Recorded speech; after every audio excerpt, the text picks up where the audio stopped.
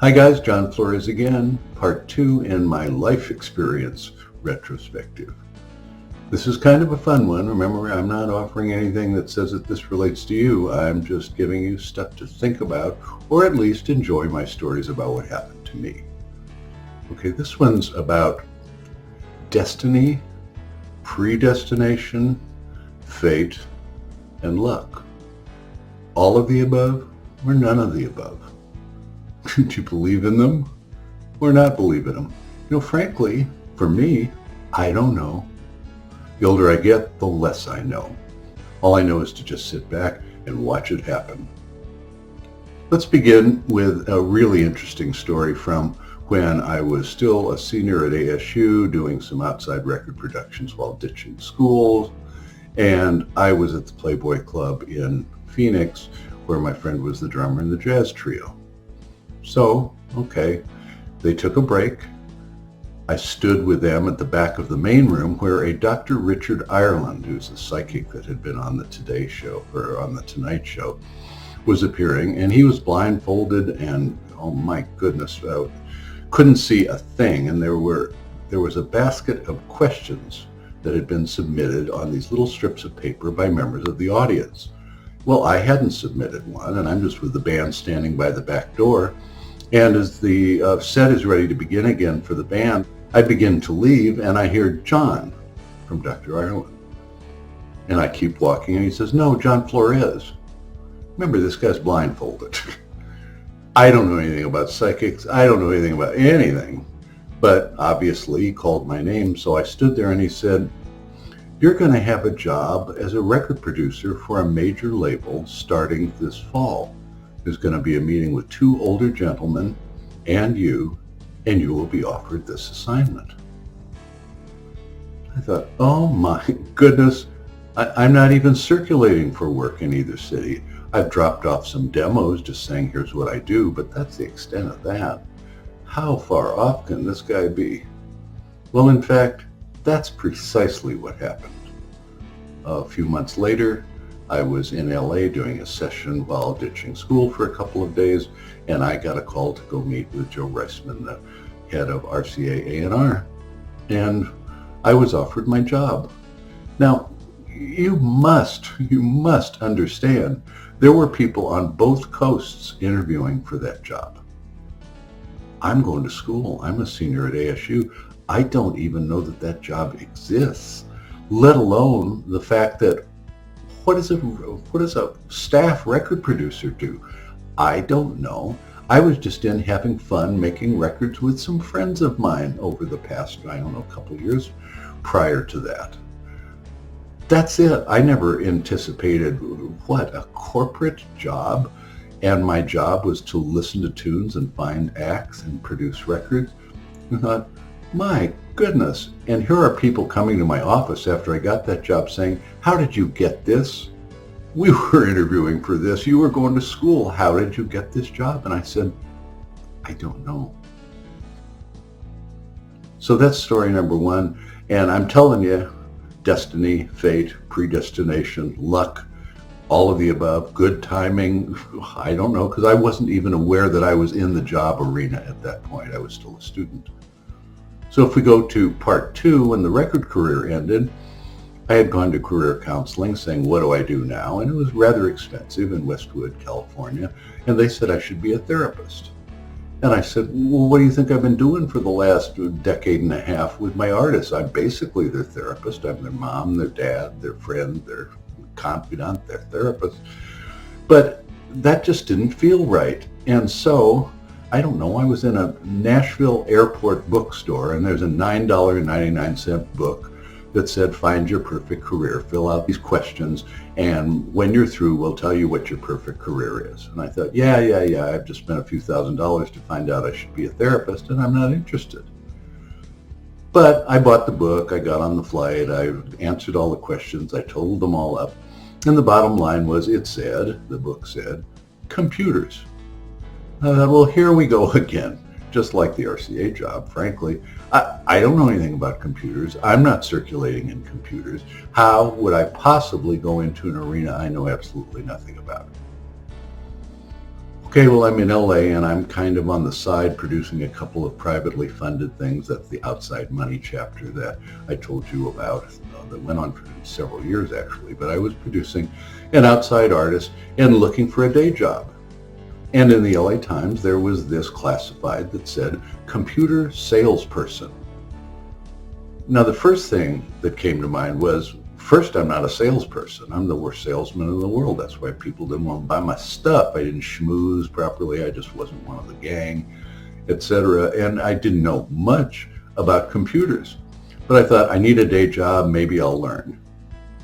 So I got this job, and my boss came to me, the owner of the store, and said, you know, you're not selling as much hardware as we would like, but you're selling a ton of software because you seem to be selling it to mom and pops and mom and pop businesses, and you're setting it up for them. A little light bulb went off, and I thought, oh, maybe I could do a little more of that if I decide to go back home to Phoenix or do something else.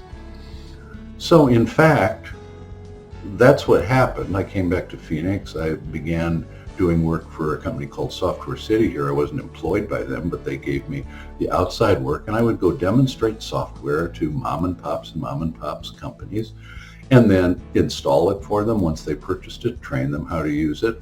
Then I got offered a support job at Computerland Mesa, Arizona. And then I took a trip with my best friend Johnny Guthrie, the drummer in that band that was at the Playboy Club. And he and his wife were moving to Durango, where he had a law enforcement assignment. He just asked me to go along with him. So I went along with him. We listened to music. We played drums in the car, on the dashboard, on our laps. We had shakers, tambourines, the whole bit. We had a blast. And I'm walking down the main street of Durango, in Old Town Durango, and I walk into this little charming old-fashioned mall, and there's a computer store. And after about 10 minutes in there, the owner, Sharon Hinkle, said, "Can I buy you a cup of coffee?" I said, "Well, sure." And we went and we chatted for a little while, and within 30 days I was living in Durango. I'd quit my job. Here I was living in Durango, Colorado. What? Doing computer support. What?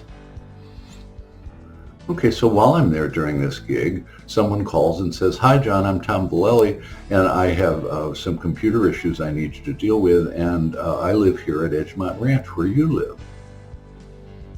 Well, I had been referred to Edgemont Ranch by Gary Graney, Sharon Hinkle's partner, and I picked it just because he recommended it. And now here, the head of the development, the developer, Tom Vallely, was asking me for help. This relationship with Tom went on for decades. And I'm only there because I took a road trip with Johnny Guthrie to just hang out with him while he looked for a home for him and his wife in Durango. Eventually, the support career went into training, and I was a corporate trainer for what is now an arm of Banner Health. And then I went on the road for Skill Path seminars, training corporate technicians and government technicians on operating systems. That led to multimedia authoring on the computer, which meant authoring videos, audio, animations, websites, interactive software, all kinds of stuff I would have never, ever imagined. And all due to what? A $9.99 book that said, "You should be in computers." And I said, why? I don't know the first thing about computers. When I entered that arena for that sales job at Computerland in Los Angeles, I really thought that this was going to be a pickup job that lasted a year or two, until the real job came along. So I would just keep circulating within music and entertainment, and maybe I'd find a new spot within the entertainment business to land. No, that pickup job led to a full, now 36-year career, basically in IT and IT training. Go figure, it wasn't on my agenda. That's what I mean. How did a psychic know that I was going to get a job as a record producer, staff record producer, at a major record label, when I didn't even know the job was available, and I didn't even know anything about being a staff producer? How could he tell me in advance what was going to happen to me? Okay, I don't know the answer to that. Maybe you do. Maybe you think I'm just off the wall, but that's what happened to me. Okay, just Go figure. And computing. Go figure. Okay, last but not least, this will just wrap this thing up for this mini chapter. Okay. I had asked someone here in Phoenix who is a jazz dance instructress to move in with me, kind of as friends with benefits. Nothing heavy duty, friends with benefits. This is 1980. Okay, I'm waiting for her answer, whether she wants to do that or not. In the meantime, my dear, dear friend, rest in peace, Lucy Palmer, said, John, Linda Whitney and I found you the perfect date. It's all set up, you gotta go. And I said, I can't, I've asked Diane to move in with me. And Lucy said, no, trust me, what? It's just a lunch, John. For God's sakes, you don't have to marry the woman.